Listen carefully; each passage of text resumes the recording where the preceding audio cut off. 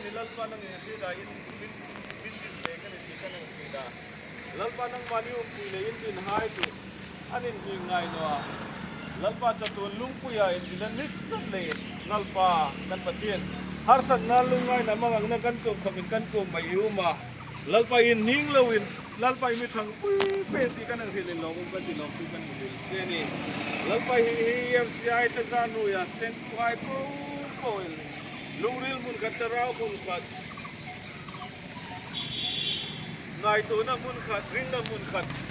kuda rong bol din kan ni ang tu din lalpa itu kan ang suglanga itu kan ang suglang ang khan Peter Komin nang ma chu pathin na pa inisi pathin sing na pa inisi asuk lang ang khan hi EFCI punzar no ya cheng tu hai po lin krista in gan le in din ko ran kan ni ti hi atar takin min ri tat la chu ko ran chu lalpa bela chu ko ran chu lalpa uma nang ma in Khawvela laya tho ding ti hai supui sing ding lalpa mi ti hai po pol kan supui keng thei na din lalpa hoi tu kin ima kanungin langa chu ko ran chu lalpa ima hoi tu kin langin nang ma belin kanungani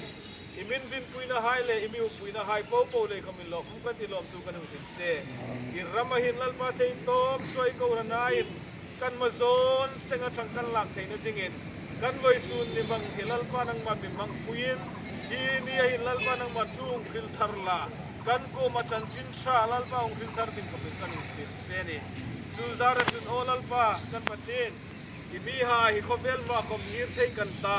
nang patin ring e kim tho thei naw kan ni ti hi mi hai ko benung butang an ti Khawvel po fen la thei si mai po ko machan chin sha hil rawi ti kha chung ang ta jin ko ra nai ganung tho thei ding ani chu lei no lalpa i ko ra nai mal mung som thar din ko bin kanung ni se kan voi chu nun mang po bin mang pui ding em chu ai san dam tu la le su mit kanung ni se Amen. Kalau kondom sini. In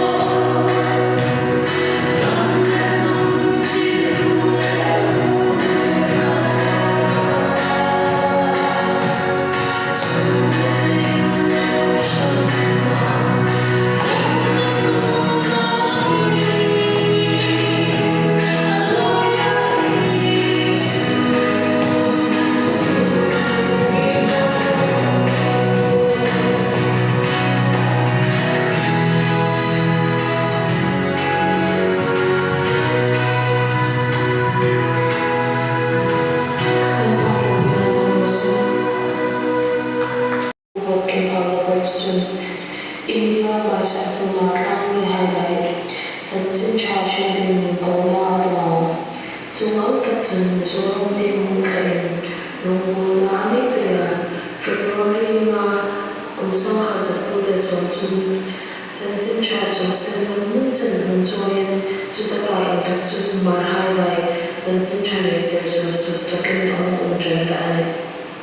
But he was on the Zarin, the Sitakin Mar Highlight Tantin Chachon Punin Gauma. Rindu Masa Hajun, Tantin Chachon, Topuin, Rumona High and Labia, whom Febetun, Goshen High and didn't know India Marsapundam Tamat Tantin Chachon, Darabin, Goshen High Kambahum Umbea, Tunsun India Marsapundam Tamat Goshen didn't know Tun Goshen High Mundam Tamat Umanilin, Akakon Tulinin. Northeast India General Mission, Kumsang Khanzapule Sabipalikan, Working Arabatsun and Tinda. Jung Koshan, Unzum Komsun, Romona and Mizumpia, Romona Febetu, Burma Heights and Hankai Dalian, India Marsa Kelti Abu Dalian, Northeast India General Mission Kitsu, Indo-Burma Pioneer Mission Ki in Kumsang Khanzapule Son, Tungkang Klan Junsun Febetun, Goshen Bimbar and Tantabi, Goshen Pakata and Kong Arenzarona Amunta, Kumsang Khanzapule Son, Banikan, EFCI intending Rutakin to Hudnasi Mania. He took a Juni to Sang Khanzapule Son, Banikan, Silmuna, Rutakan and President Masatakin, Reverend Lieutenant Siltetu, Samania. Amahin, Kumsang Khanzapule Son, Balia and Taka, Kumsang Khanzapule Son, Baliatan, President Singh Atalone. Tun headquarters to Shinoa Panding to Kunasi Mania. Kumsang Khanzapule Son, Bakukan, Reverend Ruby Kumbukunte to Shinoa Women, President Singh Atalone. Kumsang Khanzapule Son, Bakuwa and Taka, Kumsang Nepaluten, Amahin, President Singh Atalone. Juzulutun, Reverend Jehulin Leithamin, Kumsang Nepalukwa and Dukin, Kumsang Sobanitan, President Singh Atalone. Amazolahin, Reverend Linklumin, Kumsang Sobanitan and Taka, Kumsang Sobanitan Atala. Juzulutun, Reverend Linville Kunte, Kumsang Sobanitan and Taka, Kumsang Sobanitan Atalone. Tukung Kumsang Sobanitan, Reverend Simon Eldaron, President Tingalang. Evangelical Free Church of India in Presbytery Swami, State Pamasua, Anaya, Subagaton Mission Field, Pasari Anebo. Assam State Sunga, NC Hills Presbytery, Kachar Presbytery, Jinam Valley Presbytery, Lankai Presbytery. Manipur State Sunga, Imphal Presbytery, Saikot Presbytery, Jiribam Presbytery, Senvan Presbytery, Valai Presbytery, Eastern Imphal Presbytery. Mizoram State Sunga, Aizawl Presbytery, Colleen Presbytery, Lunglei Presbytery, Kolasi Presbytery, Sakortai Presbytery. Meghalaya State Sunga, Meghalaya Presbytery. Tripura State Sunga, Lankai Presbytery, Darsal Presbytery, Longtarai Presbytery, Tamhui Presbytery. Subakatan Mission Field, Undalama, Ambaka, Northern India Mission Field, Delhi, Uttar Pradesh, Punjab, Haryana, Chhattisgarh, Ahomsa. Subakatan Kanglei Mission Field, Karbi Anglong Mission Field, Undapur, Karbi Anglong Mission Field, Kingdom, Romney Mission Field, Shakhan Area Mission Field, Tripura Southern Mission Field, High, Yinisabo, and EFCI Pastor Zali Bani Ania, Missionary Zali Soko Barigne, Ministerial Staff Sotum Book. Potential results of the EFCI in Rombona Azumpia, Protein Bundota, Rombona, Labania, Subagaton, Golden Presbytery,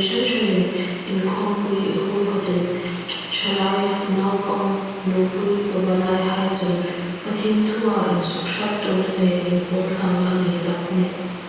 kumsang kha zaku somsel pania in toka kumsang ne sumi pani chen michu lu tu nan pa pathin chu in pa ke rose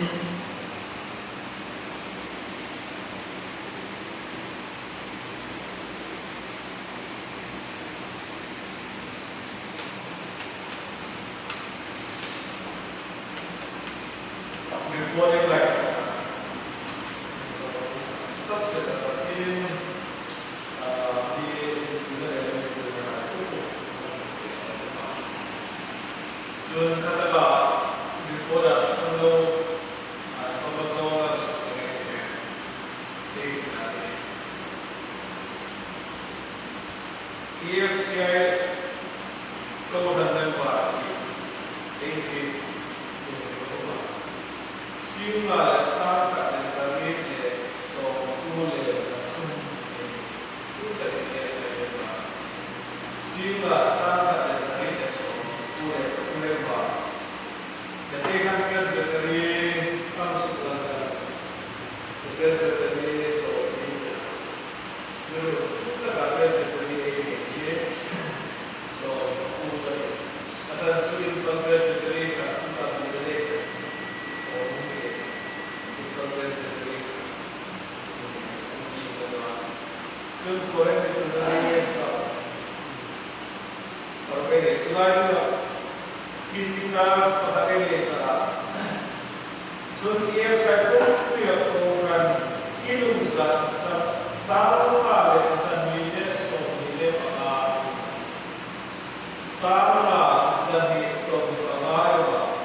local church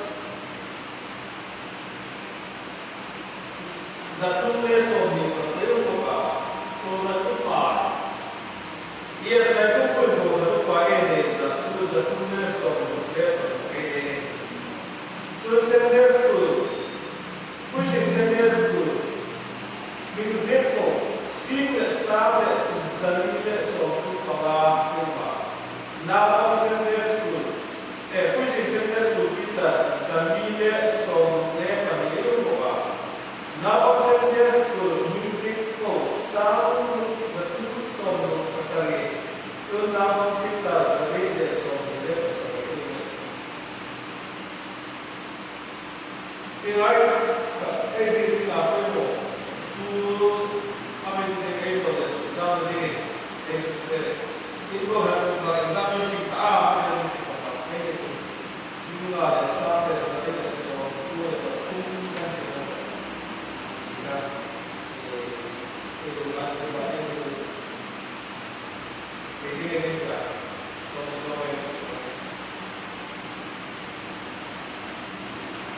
debatin tu tengok, bermain di bagai kita ni buat, tu kita mesti sebentar pura. Celai hukum sambil sambil bagi celai hafta mangkila hari saya juga hebat orang kali mana nak untuk umai kita sejalan. Silu sekarang le Silmoye level, silsul kolwala hai dan seperti itu. Akhirnya baru sila di hai tadi dalam seperti itu di painting di sana yang akhirnya kita ingin mereka kita sudah hai singai selai wing Patin tadi nanti mereka hai ada media, lain ada kontuai toko, patin ingin kita, tong saya ini. Patin itu kan dari sama berson serine batum,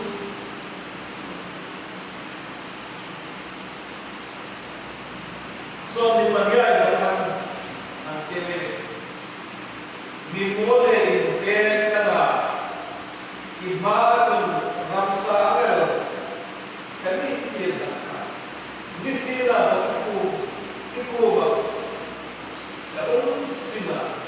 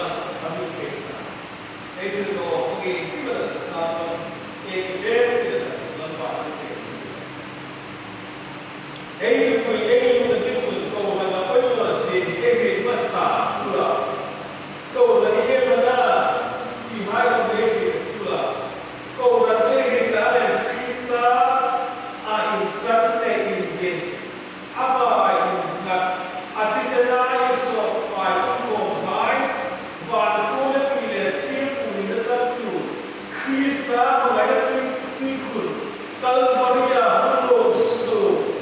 Aso,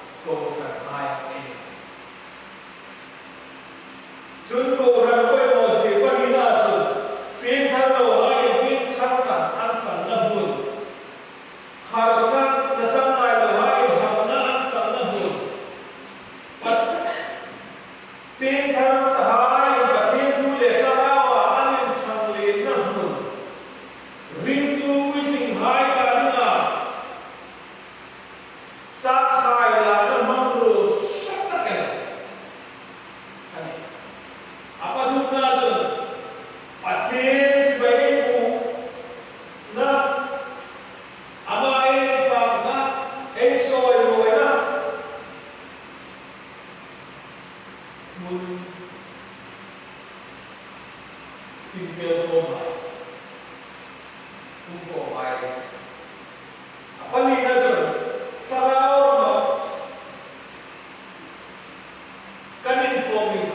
ko tu na in morin tu na sarao maso na ka in rosi ka chatka kan in rosi ka mu rom